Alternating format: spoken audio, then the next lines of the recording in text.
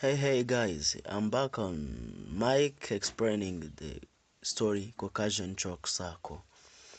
Ndabizi neza yuko tuba turi kumwe kandi ikindi dukomeza gukorana. Bashimira abantu bakomeza kunyereka muri comment ibijyanye n'ibibazo cyangwa se n'urujijo bafite kubw'inkuru runaka zitandukanye, ariko turi hano ngo bikemuke. Ntatinze rero, The Caucasian Chalk Circle ni inkuru yanditswe na Bertolt Brecht. The Caucasian Chalk Circle, the author of the Caucasian Chalk Circle is Bertolt Brecht. The setting is in Caucasus Mountain since 1944. Plot summary. The Caucasian Chalk Circle begins with a prologue that deals with a dispute over the valley. Two groups of peasants wants to climb the valley that was abandoned during World War II when the Germans invaded. Barakutubwira rero bati iyi nkuru Caucasian Chalk Circle yatangiriye mu gace kitwa prologue, hanyuma aho abari amagrupe abiri ashyamiranye cyangwa se ahanganiye ikibaya kiba cyaragize gute cyaratereranywe mu ntambara ya kabiri y'isi, igihe aba German cyangwa se abadage batsindwaga. One group used to live in the valley and hide the great there. The other group is from neighboring valley and hopes to plant the fruit trees. Hanyuma noneho rero barimo batubwira ayo magurupe abiri yarahanganiye icyo kibaya. Bamwe bari bafite bari barahoze bakibamo cyangwa se bakibagamo mbere y'uko intambara y'isi ya kabiri itangira, ariko kiza gusigwa bitewe n'inkubiri z'intambara. Hanyuma biba ngombwa yuko intambara irangiye bongera kugaruka, ariko basanga hari abandi basa n'abarimo barakigabiza cyangwa se basa naho bashaka kugikoresha. Aho rero haturutse amakimbirane ya bamwe mu bumvaga yuko bagomba abo bita goat herders, bari aborozi b'amatungo cyangwa se aborozi b'ihene, bumvaga bashaka kuba bahororera ikindi kandi bakishingikiza yuko bahoze bahatuye. Abandi rero bari fruit farmers, aribo bari bafite project yo kuba bateramo ibiti, bagateramo ibihingwa muri rusange, bose bakabasha kugisharinga, bakabasha kubona ibyo kurya. Delegate has been sent to arbitrate dispute. The fruit growers explain that they have elaborated plans to irrigate valley and produce a tremendous amount of food. Hanyuma rero ubwo ubita delegate yoherejwe n'igihugu muri rusange, yoherejwe na Grand Duke, araza aje kugira ngo ahoshe ayo makimbirane yaberaga aho ngaho prologue hagati y'abo borozi b'amahene ndetse n'abahinzi b'imbuto. Nibwo rero yaje kwicara ababaza cyangwa se habaho judgment cyangwa se ubucamanza. Arangije yumva ibitekerezo bya buri groupe, birangira ikibaya agihereje abahinzi, kuko yanzuye avuga ko icyo kibaya nikiramuka gihinzwemo n'aborozi b'amahene cyangwa se aborozi b'amatungo kizabagirira akamaro bizavamo, bityo ikibaya kikagirira akamaro ayo magurupe atandukanye cyangwa se ayo magurupe abiri. The goat herders climb the land based on the fact that the fruit farmers get the valley because they will use the land better. Hanyuma rero byaje kurangira aborozi b'amatungo bakomeje kuriclaiminga cyangwa se kurekarama, guteza imivumagatanyo bashingiye kuri fact zabemezaga cyangwa se zashingiraga ko bari basanzwe bakoresha icyo kibaya na mbere y'intambara, ariko birangira abagitsindiye ari fruit farmers kubera yuko bari bafite project nziza cyangwa se aribo bagomba kuzakoresha ubutaka neza. The peasant then hold a small party and the singer agrees to tell them the story of Caucasian chalk circle. Hanyuma rero nyine nyuma y'uko abahinzi batsindiye icyo kibaya bahise bategura akarori gatoya, ari naho batumiye umuririmbyi bita Arcade kuza kubasusurutsa mu kirori cyabo. Hanyuma noneho uwo muririmbyi nawe abemerera kuza kubabwira inkuru ya chalk circle. The chalk circle is actually two stories came to be together and at the end. The first story is that of Grusha and the second story is that of Azdak. Barakomeza batubwira bati rero iyi nkuru Caucasian chalk circle mu by'ukuri ni inkuru isa naho ibumbatiye cyangwa se irimo inkuru ebyiri, ariko inkuru imwe ikaza kuba iya Grusha ndetse indi nkuru ikaza kuba iya Azdak, nubwo ku musozo byaje kurangira ibaye inkuru imwe. That's why we call this story the story within stories. Ni inkuru ariko irimo izindi nkuru. Mu wa gatandatu, mu wa gatanu ndetse n'abandi twigana literature ugomba gusobanukirwa ukamenya neza, kuko hari ikibazo bakunda kubaza bakavuga ngo why the Caucasian chalk circle nicknamed the story within stories. Kubera iki yiswe inkuru irimo izindi nkuru? Ubwo rero impamvu nuko aba ari inkuru imwe ariko igiye irimo inkuru nyinshi zitandukanye.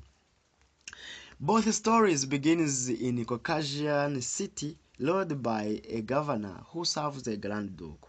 Izo nkuru rero zose zitangirira i Caucasian city, mu mujyi w'aba-Caucasian. Caucasian ubundi ni abazungu, ni ab'uruhu rwera.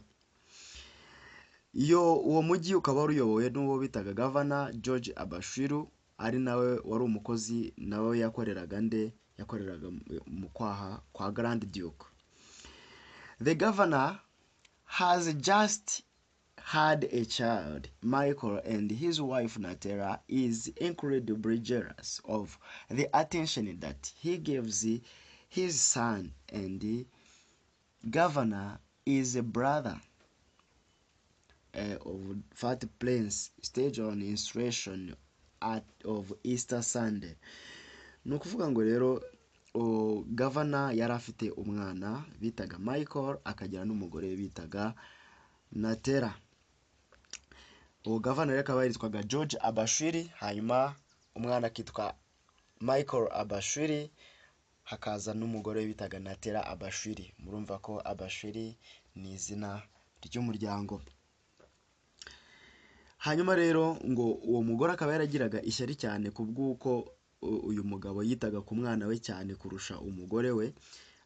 Uwo mugore rero we navuga ko ari umunyabwenge buke, yaje kugirira ishyari umwana we, bimuviramo no kumwanga cyane rwose, birakomera kugeza ubwo byarangiye apanze imyigaragambyo cyangwa se apanze ibisa byo twakita nk'aho ari kudeta, hamwe na murumuna wa George Abashiri cyangwa se the governor bitaga Fat Prince cyangwa se Kazbek. Baza kunga amaboko kugira ngo babashe gukuraho uyu mugabo George Abashiri, aribwo batezaga imyigaragambyo mu gihe ku cyumweru cya Pasika cyangwa se ku munsi wa Pasika, ibyo bita Easter Sunday. He kills the governor and forces governor's wife to flee. Hanyuma noneho rero sasa byaje kurangira uyu murumuna wa George Abashiri, Fat Prince, yishe mukuru we, arangije ahita ahatiriza, asa n'umuntu utengushye umugore wa governor ko yumvaga wenda ko bazayoborana, ariko birangira nyuma yuko uwo yashaka kwikiza mwikijije, arangije amutegeka kugira gute guhunga. In haste she leaves behind her child. Rwose uwo mugore yaje guhunga asize umwana, ntabwo yigeze amutekerezaho habe na gato, kuko ubwo urumva n'ubundi ntabwo yamukundaga. The Grand Duke and many of the soldiers as well. Grand Duke rero ndetse n'abandi n'abasirikare be benshi nk'ibisanzwe. Grusha, a kitchen maid, become engaged to soldier Simon. Ubwo rero Gurusha yaje kugera gute, yaje kwisanga ari mu rukundo n'umusirikare bitaga Simon Shashava. Soon thereafter during the couple, rero nyuma gato yuko bari muri iyo baramaze kuba couple cyangwa se baramaze kuba abasheri n'abashushu, she has Michael handed to her. Ubwo rero uyu Gurusha yari afite uwo mwana bitaga Michael, uko turabizi cyangwa se abatabizi mubimenye yuko Gurusha nyuma y'imyivumbagatanyo yuko kwa George Abashiri, George apfuye, Fati Prince yakomeje guteza imyivumbagatanyo, akomeza kuhohotera abantu.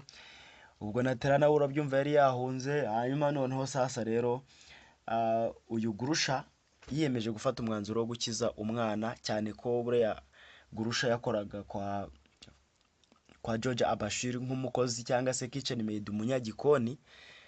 Biza kurangira rero uwo mwana amuhunganye, kuko urumva mu mujyi byari byamaze kudogera. She hid the child from the Fat Prince and his soldier, thereby saving the child's life. Hanyuma noneho sasa uyu mukobwa Gurusha yaje gukora ikintu kidakorwa n'uwari we wese. Yari afite icyo bita parental love, nubwo atari yarabyaye Michael, ariko yiyemeje gushyira ubuzima bwe mu kangaratete no mu kaga kugira ngo abashe gucungura cyangwa se gutabara uyu mwana Michael. Rero ngo yamukijije, cyangwa se hano baratubwira yuko yamuhishe igisirikare cya Fat Prince ndetse kubwo kugira ngo atabare ubuzima bwe. She then takes City Hellingworth after spending most of her money and risk her life to the child. Hanyuma rero nyine nyuma yaje gusa naho agaruka mu mujyi nyuma yo gukoresha amafaranga ye yose, cyangwa se amafaranga ye menshi yari afite. Nyine urumva ko yari n'umugaragu, nta n'amafaranga menshi yagiraga, no kuba yashyira ubuzima bwe mu kaga kubwo kurinda uwo mwana. Uyu mukobwa disi yari afite umutima mwiza.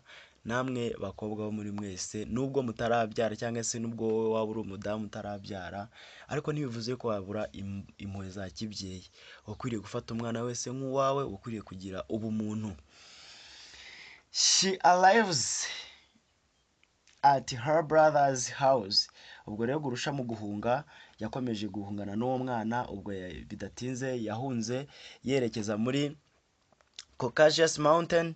Aho ngaho niho yari agiye kureba uwo musaza we bitaga nawe Lavrent Vashandez. Ubwo rero yagira ngo arebe yuko byibuze yamara igihe gitoya arimo arakipinga cyangwa se arimo arahisha, ari no kurinda ubuzima bw'uwo mwana Michael wari inzirakarengane. And her brother allows her to live there over the winter. Ubwo rero nyine bidatinze nyuma yuko yageze kwa musaza we, yamwemereye kuhamara igihe cy'intuze cy'itumba cyangwa se igihe cy'imbeho cyose, ibintu bya winter season and summer season. Summer season ni igihe cy'izuba, winter season ni igihe cy'ubukonje. Hanyuma rero impamvu yamubwiye gutya ni iyihe? Iyi ngiyi ni plot summary. Impamvu yamubwiye gutyo uyu Lavrent Vashandez, musaza wa Gurusha Vashandez, nuko umugore we bitaga Aniko ntabwo yishimiye Gurusha, kuko yari umuntu ufite ibintu by'imyemerere. Yumvaga yuko Gurusha ashobora kuba ataye urugo, ariyo mpamvu ari kuza bungera. Ubwo rero nyine niyo mpamvu byabaye ngombwa yuko babyemeranyaho yuko winter season nivamo cyangwa se igihe cy'ubukonje nikivamo azongera agatorongera cyangwa se akareba ahandi hantu yajya. When spring's alive, Gurusha's brother forced her to marry a dying man from across of the mountain. Ubwo rero igihe springtime ni kiriya gihe twavuga hagati yuko imvura imaze kugenda, hari kugenda hasusuruka. Ubwo rero nibwo Gurusha, umusaza wa Gurusha, yaje kumufosinga cyangwa se yaje kumuhatiriza gushyingirana no baniknemise cyangwa se bise akabyiniro dying man, kubera ko uwo dying man yitwaga Jasap, niwe Jasap. impamvu bamushyize dying man nuko yari yarabwiye nyirakuru yuko agomba kugaragaza ko yapfuye mu rwego rwo kugira ngo atazagendera mu mukwabu wo kujya gutabara abandi ku rugamba. They hold a wedding, but during the reception, the guest learns that the war is over and that the Grand Duke has arrested an enemy and returned. Hanyuma rero nyuma barikiri mu bukwe byaho ngaho, ubwo bukwe bwabo bwa gahato, ariko uyu Gurusha yemeye gushyingirwana n'uyu musore kugira ngo arebe ko yabonera ubuhungiro uriya Michael, uriya mwana w'inzirakarengane. Ntabwo ari uko yari amukunze, si nuko yamushakaga, ahubwo yabikoreye kugira ngo arinde ubuzima bw'uriya mwana. Nuko rero hakaba hari umusezeranya cyangwa se umwe mu bemera twavuga nk'abamoko, twamwitiranye n'umupasiteri wabashyingiranyije, niwe mu character bita Moko. We ni nayo role yakinnye, gusa arishyurwa kugira ngo abasezeranye. Ariko nyuma y'uko bari mu bukwe cyangwa se nyuma y'uko ubukwe burangiye, bari mu kwa buki cyangwa se bari aho ngaho nyine, urumva haciyeho igihe gitoya basezeranye, nibwo ibihuha cyangwa se inkuru zaje gusakara yuko intambara yarangiye kandi Grand Duke yongeye gusubirana ubutegetsi, yagarutse nta kibazo. The dying man Jessup realized that he can no longer be overdrafted into the war. Hanyuma rero nyuma y'uko iyo ntambara irangiye, dying man Jessup yaje kumenya neza cyangwa se guhita asobanukirwa neza yuko batazongera kumuhigira kugira ngo ajye ku rugamba, cyangwa se ibintu byo ku rugamba bitakimureba.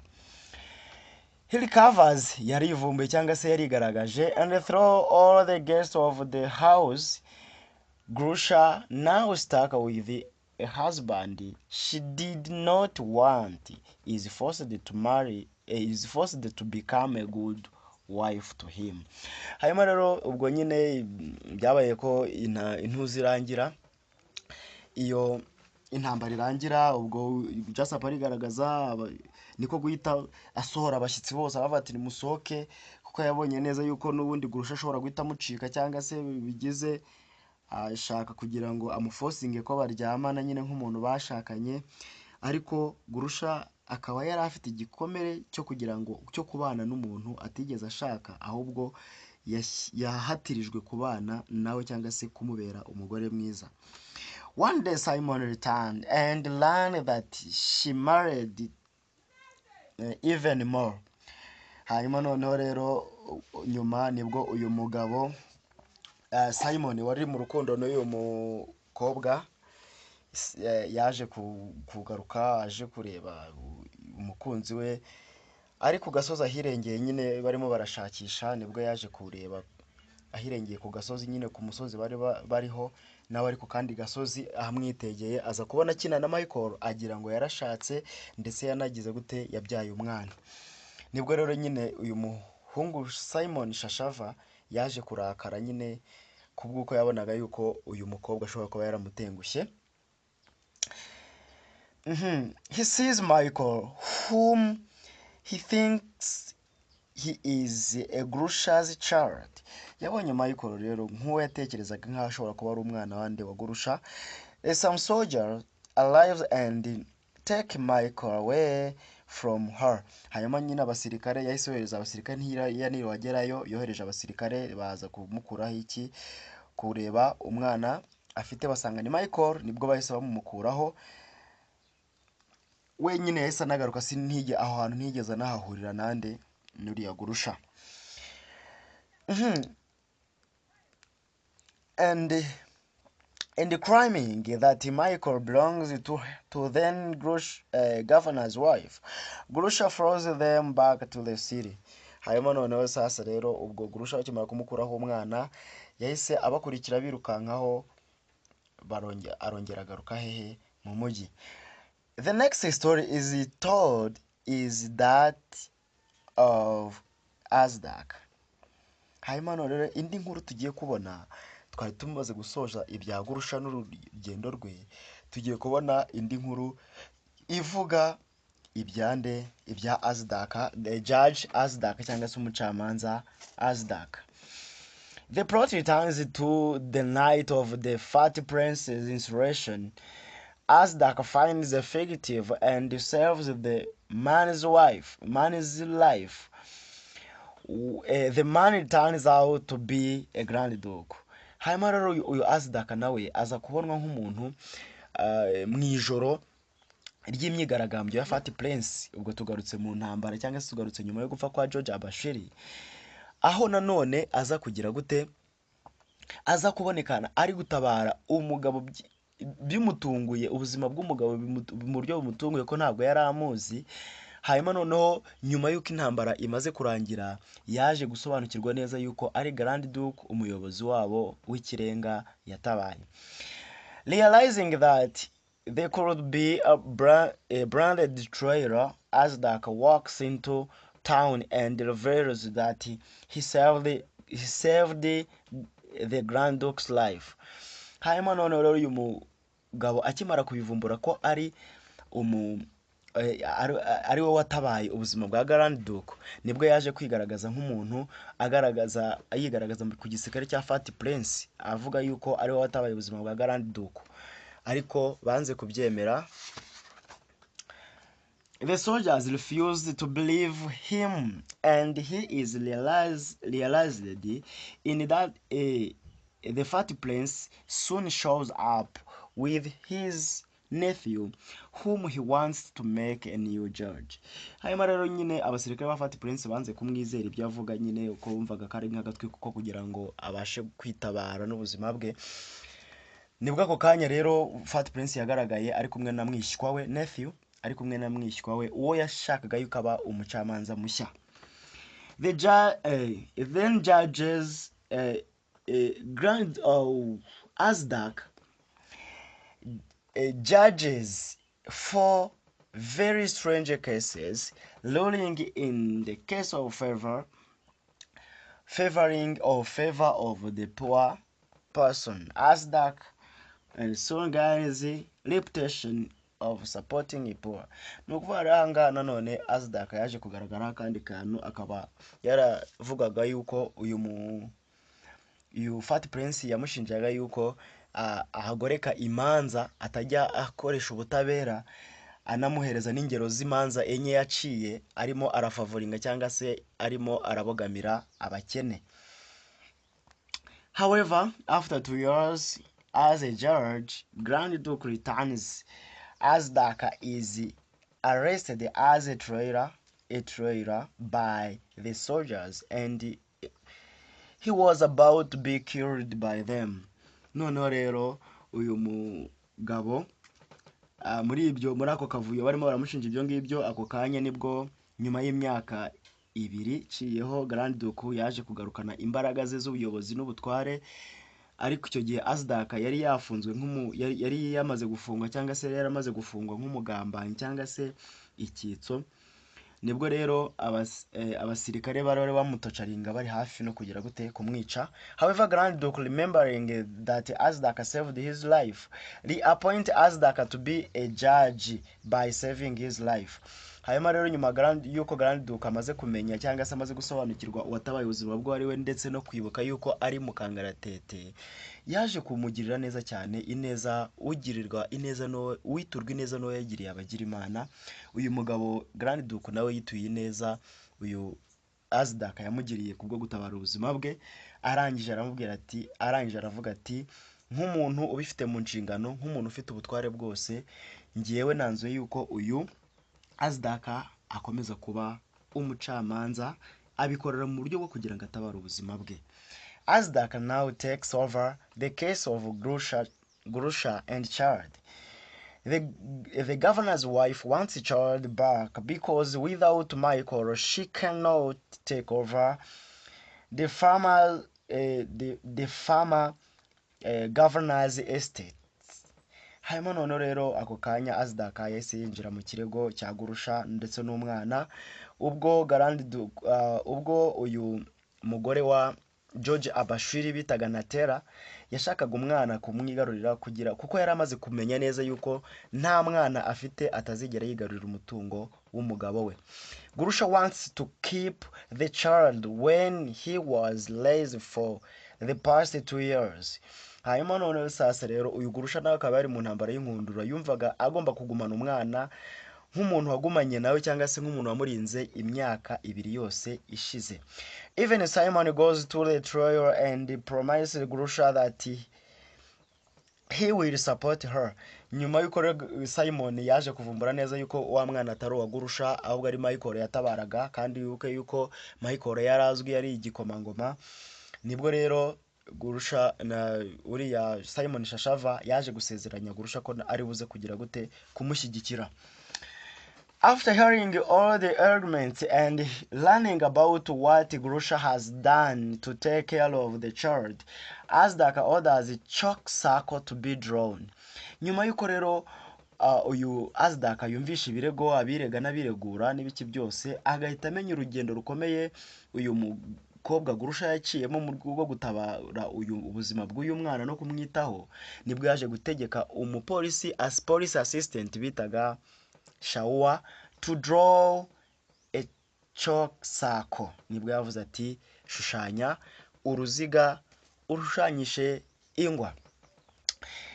He placed the child in the middle and orders 2 women to pull, saying that whichever woman can pull the child out of the circle will get him. Nyuma yuko rero bamaze guca uruziga, nibwo yahise afata umwana amushyira hagati mu ruziga, arangije abwira abo bagore babiri bari bamuhanganiye ari we Natera na Gurusha, aravuga ati noneho mukurure, umwe afata ukuboko kw'iburyo undi kw'ibumoso, mukurure urusha indi mbaraga akamukura mu ruziga ni uri bumutware.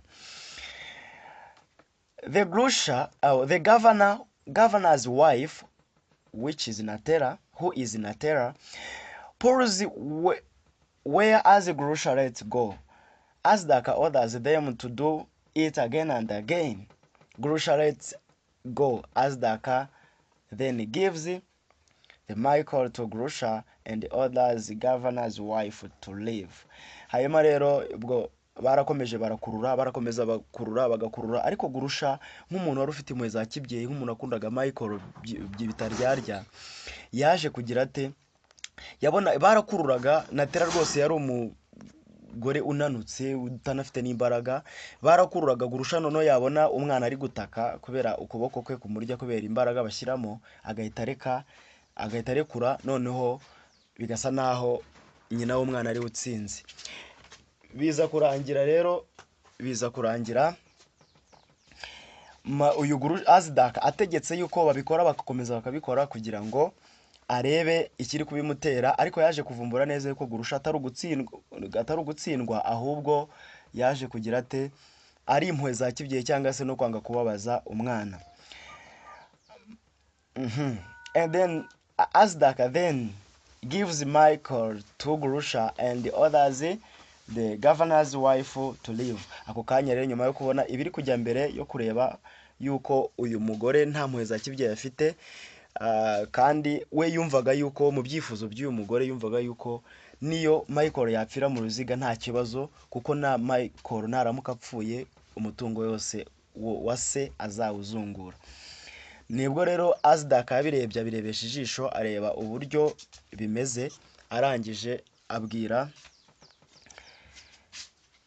ategeka yuko umwana aba uwa Gurusha cyangwa se ahabwa Gurusha, ndetse n'ibyari byo byose n'umutungo wose se wa George.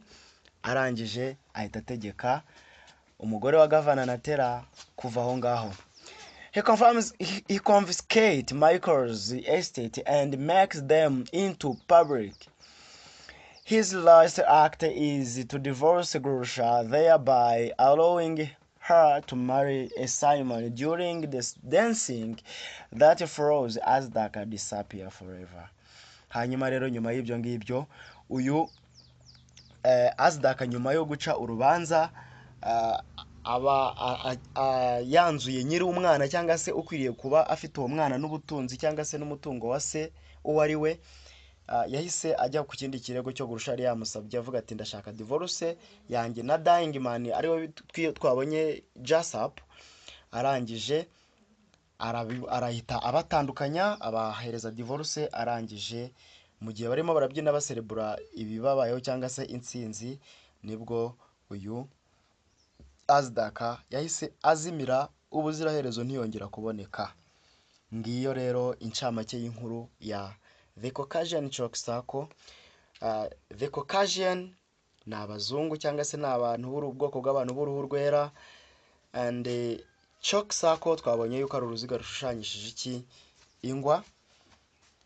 Tukaza kubona neza yuko iyi nkuru ari inkuru ibumbatiye izindi nkuru ngo twabibonye, igabanyijemo inkuru ebyiri, iya Gurusha n'umwana n'iya Azdaka mu iburana cyangwa se mu guca imanza. Ubwo rero mbibutsa gukanda subscribe, mukajya ahanditse all, mwarangiza mugakomentinga, mugasharinga, mukalikinga, kugira ngo mbashe kubona nanjye muntere motivation, mbone neza yuko turi kumwe tugende dukorana.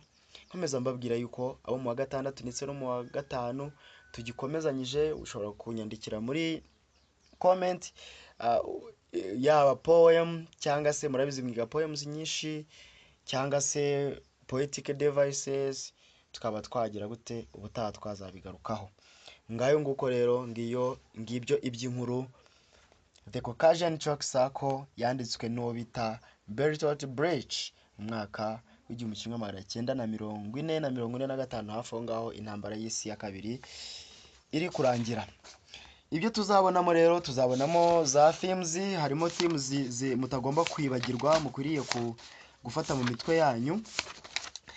Tukaba dufite theme yitwa abuse of power cyangwa se misuse of power, kwangiriza imbaraga zawe. To abuse ni ukwangiriza imbaraga, kwangiriza.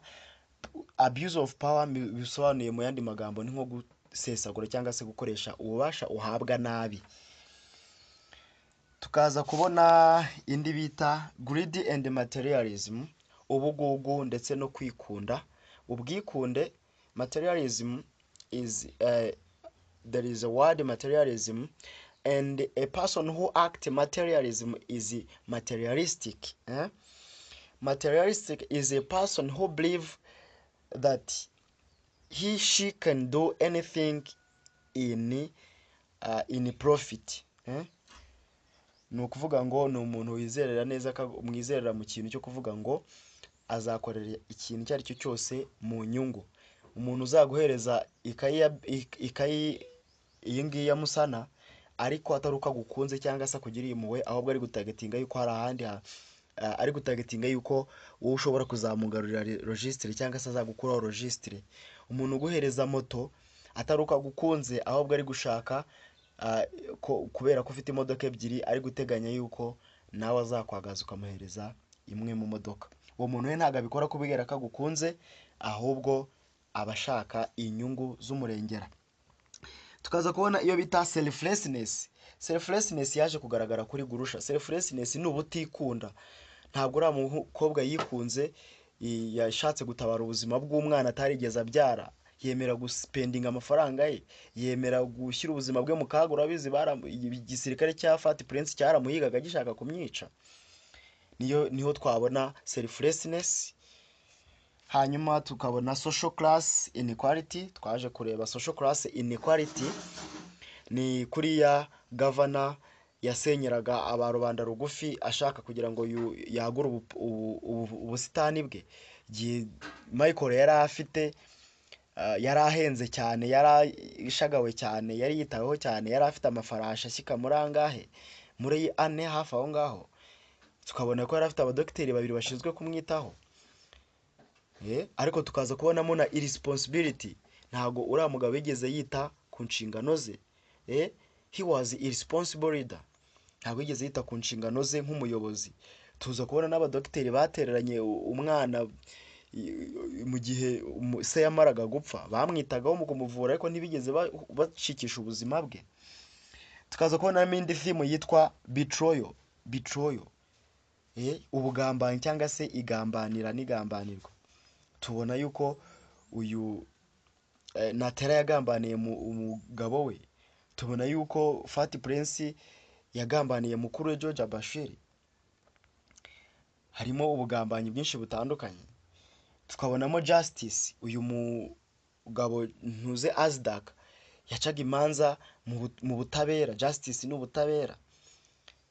Ntabwo yegeraga agira impamvu ya favorizinga, hari igihe yegeze gufavorizinga abakene, nuko yabonaga yuko baryozwa ibyabo kandi abakire n'ubundi bagakomeza kubigumana bari no kuburana amahugu. Rero Justice yarabonetse ubwo yacaga ruriya rubanza rwa Gurusha n'umwana, yari yaciye neza cyane mu butabera. Tukabonamo icyo bita political and social instability. Tubonamo politike, tukabonamo na social instability, cyangwa se kuba abantu batareshya, mbega kuba abantu bafite ubusumbane bushingiye ku mutungo cyangwa se n'izina ryabo. Tukabonamo indi theme bita conflict and antagonism. Tukabonamo amakimbirane, ari byo bita amakimbirane ndetse no guteza ibibazo, antagonism. We have antagonist, Fat Prince and his soldiers. Tukabonamo love. There are so many kinds of love. Hari urukundo rurimo ruravugwamo, urukundo rwabonetse hagati ya Gurusha na Simon, urukundo rwabonetse hagati ya Gurusha n'umwana, icyo bita parental love. Hakaza iyo bita romantic love. Romantic love niyo yabonetse hagati ya Gurusha na Simon. Hakaza iyo bita filial love, ari rwo rukundo rusanzwe rwaho ngaho nyine, friendship. Hanyuma rero mwakoze kuntega amatwi, ndabizi neza yuko mwasobanukiwe. Hari nk'akabazo runaka wumva ufite kuri iyi nkuru, ushobora kuba wanyandikira kuri comment, hanyuma noneho nkazakagusubiza mu yindi nkuru iyo nzasobanura ubutaha.